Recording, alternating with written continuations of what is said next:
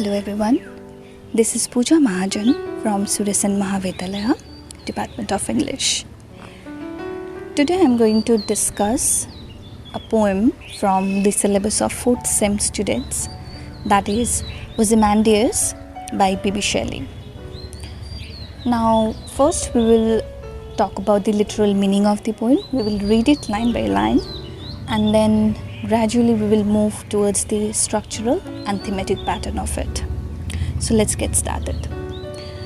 So Shelley, as you know, is a second generation romantic poet who was also considered as being one of the revolutionary poets. He was called a revolutionary poet for his revolutionary ideals.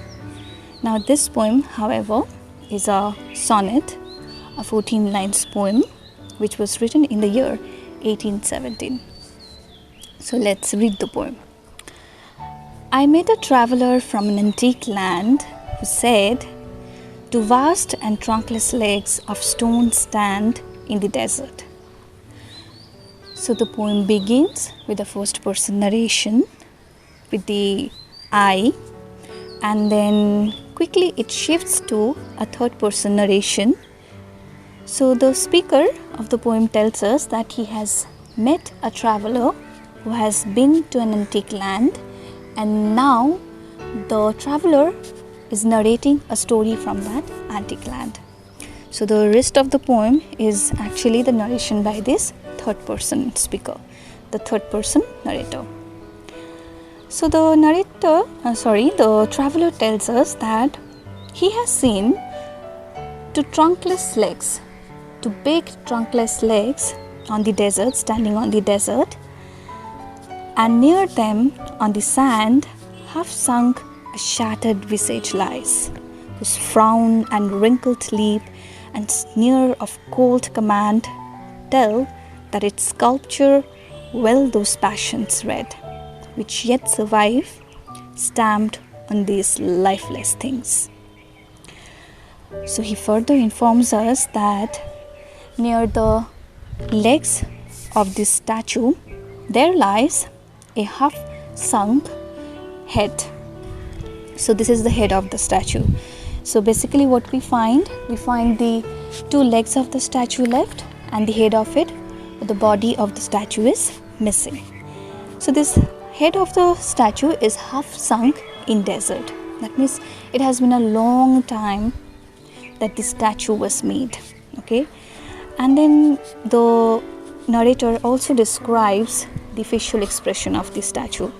So there are words like frown, wrinkled, cold command used for the facial expression. That means this person whose statue we are talking about is definitely a person in power, in position. Okay, he has a very angry expression on his face, as if he is giving cold command, he is giving harsh commands to others. Okay, so we are talking about a ruler who had high position, who had a lot of power during his lifetime. Then let's proceed.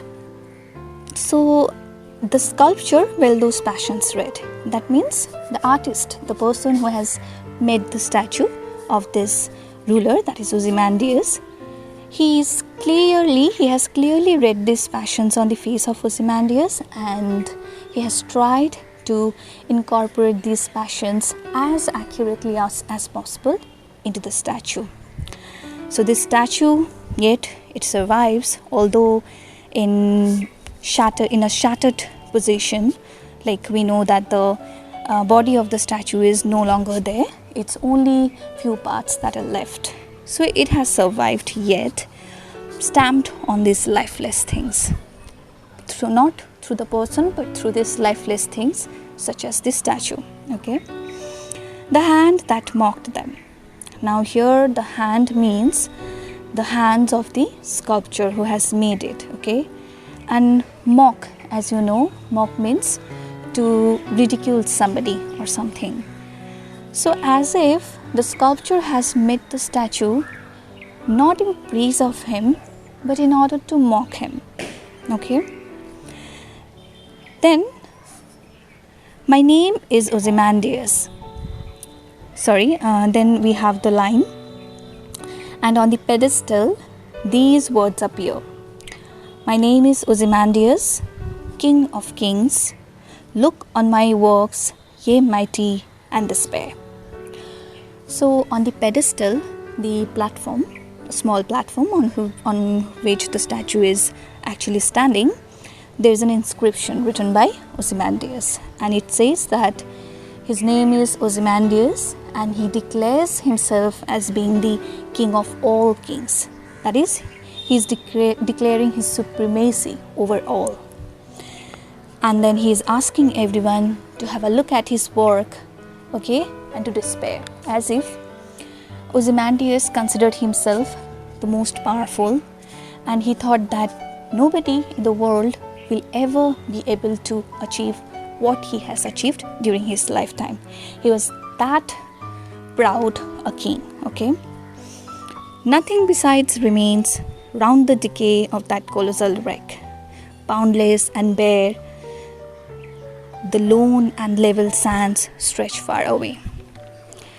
But the narrator tells us that actually, in reality, what Ozymandias thought of actually turned out to be exactly the opposite. He thought that his statue will remind the world of his supremacy forever. But that did not happen. The statue is now almost destroyed. So similarly, the power that he wanted to exercise is also now crumbled. His power has come to an end with time. And beside the statue of Ozymandias, nothing remains. We cannot see any sign of any human life, anything around the statue. As far as eyes go, all you can see is just the vast amount of sand over the desert. So this is the literal meaning of the poem. Now let us have a look at the structural pattern, because the structural pattern will help us a lot to understand the thematic pattern. So I already have mentioned that it is a sonnet. We know that we have usually two types of sonnet. One is Petrarchan sonnet, another is Shakespearean sonnet. Now Petrarchan sonnet is usually divided into two parts. One is octave, that is the first 8 lines, and then the next 6 lines stanza, which is called sestet. And the rhyming scheme of Petrarchan sonnet is usually A-B-B-A, A-B-B-A. But in Shakespearean sonnet, we see there is no octave and sestet. We have 3 quatrains. Quatrain means 4 lines stanza. So we have 3 4 lines stanza followed by a rhyming couplet. And we have the rhyming scheme of Shakespearean sonnet as A-B, A-B, C-D, C-D, E-F, E-F, and G-G. But this particular sonnet written by Shelley neither falls any of this category. So neither it is a completely Petrarchan sonnet, nor it is a completely Shakespearean sonnet.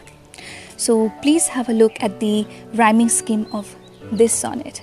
So if you write down the rhyming scheme, you'll find that it is A, B, A, B, A, C, D, C, E, D, E, F, E, F, E.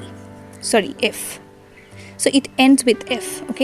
So you see, this rhyming pattern is very unusual. It does not follow neither the Petrarchan or the Shakespearean pattern.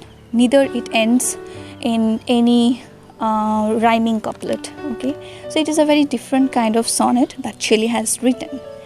So it's an unorthodox sonnet. Not the traditional one. Now this unorthodox sonnet can be interpreted as an expression of the thematic observation Shelley wanted to put in this poem. This poem ultimately tells us that power is not invincible. Nothing lasts forever. Everything is actually a hapless victim at the ravages of time. Everything comes to an end with time. Okay, so this unorthodox pattern, okay, of this poem can also be seen as the fact as what Shelley wanted to convey, that nothing lasts forever.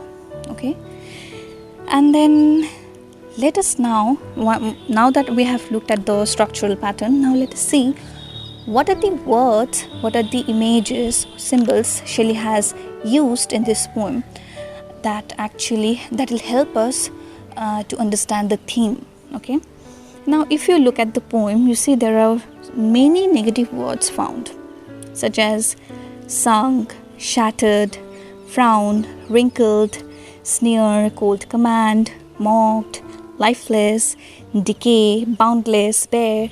So all these are negative words which definitely do not talk about the praise of somebody. Rather, it talks about the downfall, the negative aspect of something or somebody. Here it talks about definitely the downfall of Ozymandias. Okay, the downfall of his kingdom, the downfall of his authoritative power. So Ozymandias also declares himself, if you look at this two particular line, okay, my name is Ozymandias, king of kings, look on my works, ye mighty, and despair. So it clearly shows what Ozymandias thought of himself. He thought of himself as being invincible. Nobody can ever come close to his supremacy, to his supreme power. Okay, so he was a very arrogant, he was a very boastful king, okay, who was so confident about his supremacy that he made a statue and he thought that it will last forever, okay, as will last his power. But that is not the case. At the end of the poem, we see that how his statue is lying on the desert, okay, half shattered, okay, very few pieces left, and probably with time even these pieces will be gone. Okay, so he declares himself as being the king of kings. Now this particular expression, king of kings, this is a phrase which is often found in Old Testament, because Jesus Christ is actually described as the king of kings in Old Testament. So king of kings means god-like figure. But here in this poem, we know that Shelley is an atheist. He did not believe in the existence of God.